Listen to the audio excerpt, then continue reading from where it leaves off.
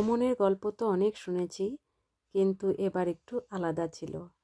এটা ছিল আমাদের ছোট্ট বাচ্চাটার প্রথম পাহাড় দেখা।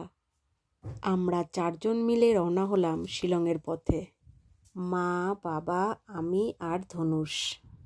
সব কিছু প্ল্যান করেও হয় না, কিছু ভ্রমণ হঠাৎ করেই হয়, আর মনে গিয়ে গেঁথে যায় চিরদিনের জন্য।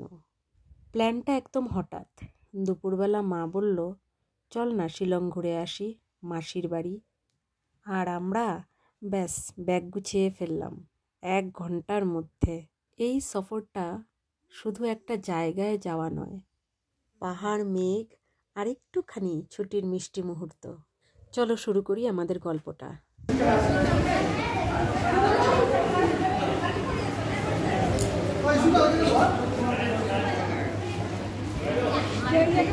Hey,